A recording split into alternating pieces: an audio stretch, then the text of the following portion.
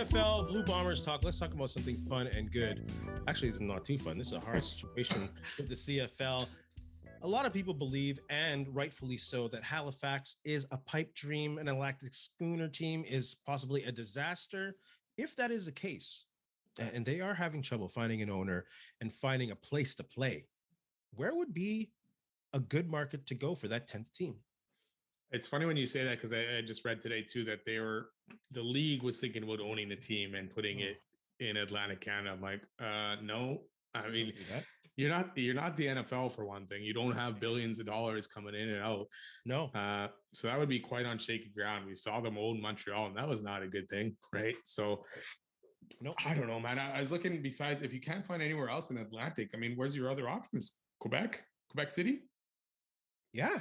You know, like if you can get enough people behind that can also support the Owls, you know, and then you could start maybe a nice rivalry with Quebec City, you know, like go back to the NHL days with that rivalry kind of thing. But to me, that's your only other option. That's who I'm picking. Like Victoria also, but they're smaller than Halifax. Yeah. Quebec City has like 240, 250 more people than Halifax. And like you said, there's an automatic rivalry with the Owls. They already have a facility with Laval University. That's a 12,000 seat facility that they can just plug and play, you know, maybe upgrade the dressing rooms for now. And then if you want to have a Grey Cup or if you want to expand like they're planning on doing Halifax, you already have something solid there. Yeah. Like it's already CFL ready. If you want to be honest, for a market like Quebec City, and you have a great attachment to the Laval program that's legendary in not CIAU, whatever U Sports CIS now. Yeah, no, the U Sports it changed. Oh yeah. And tomorrow it's going to be Can Sports. I don't know, but it would be a beneficial and exciting partnership. So I think Quebec City would be perfect. Yeah, it's finding that owner. You know what else is out there in Quebec besides Quebec or that time they're buying Montreal, right? That's a 2 million person city. They got to have more money in that. Come on now. For sure, someone's got to own a team in Quebec City. That'd be pretty sweet. I'd go for that road trip. Yeah, I mean, and if the league is intent on, I think part of the problem is the league really wants to see that Atlantic team, right? That's Randy Ambrosi when he first started his commission, he was probably like, this is my goal, this is my dream. I need to make this happen. And now he's seeing it not probably happening.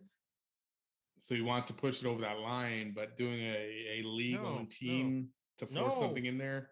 Take your blinders off. Idea. Go to Quebec City. The Maritimes thing. Come on now. Put it on the shelf. Put it on the shelf. We're going to talk about a little Blue Bomber fun talk. If you're choosing, we started this off with the triplets, quarterback, receiver, running back, but like Milt Stegall is almost like an automatic. So we'll go for the quads. We'll go quarterback, wide receiver, running back, all time. Who are you taking from the Winnipeg Blue Bombers? I'll let you go first.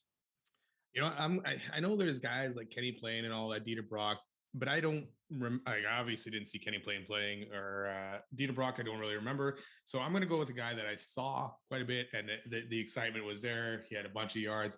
I'm going with Kahari Jones. I know he didn't end up with a Grey Cup or anything like that, but that offense with him at the helm was just something to watch and something exciting to watch. And it went well with Milt Stegall, who was a great, obviously, wide receiver there. Yeah. Don't worry about not seeing them. Heck, if we're doing this for NFL, I take Jim Brown in a second, and I didn't see a lick of that guy. For quarterback, I'm going to take Ralph Dieter Brock.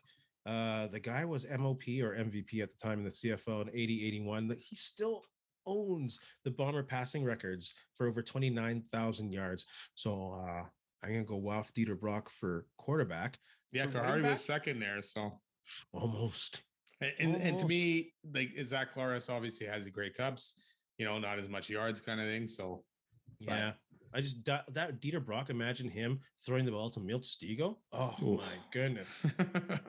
So Milt Stegall is one of the receivers. I'm going to start off with the other receiver, and this might be a surprise. No disrespect to Joe Poplawski, no disrespect to James Murphy, but I'm going to take Arlen Bruce the third, 11th in the league in all-time receiving receptions, 11th all-time in receiving yards, 5th all-time in receiving touchdowns.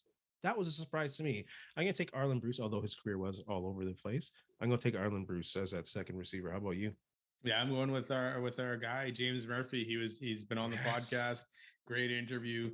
But you know what? He's one of those guys I remember from back in when I was younger, watching football and just enjoying watching him play. Yeah. And knowing that if he was having a wicked game, chances are the Bombers are winning. and it was just he was so fun to watch. Yeah, he was one of the OG goats. Oh yeah. Like, oh my goodness, those 80s teams. Talking about 80s teams, we might have another player here at running back. I didn't pick him.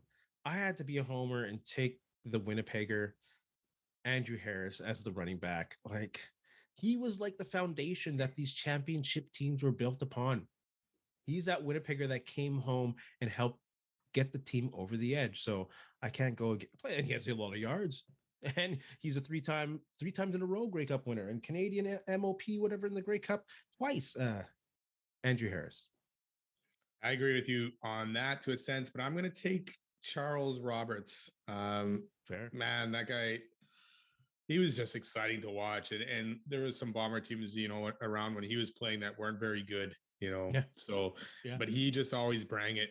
And to me, if that guy put in half the effort that probably Andrew Harris did, what kind of player could he have been? Because he was those type of guys that could just go out there. He probably could have weighed 300 pounds and he still probably would have got those yards. Like he just didn't care about the workout side of things, right? No, he would have been like pinball. But I remember talking about Arlen Bruce. I remember seeing Arlen Bruce and Charles Roberts at Euphoria having a good time in Winnipeg, Canada. Free plug. Probably had a game the next day. Oh, probably. And rushed for over 100. Charles Roberts had 1,000-yard season every year except for his rookie year and his last year. That's crazy. And I'm still bitter about that last year that they traded him away before the 10,000. It was so mess seeing him in that BC uniform. It was so hard to watch that, and also at the same time watch him kind of not decline, but he just didn't have that step. He was not as Blink-ish.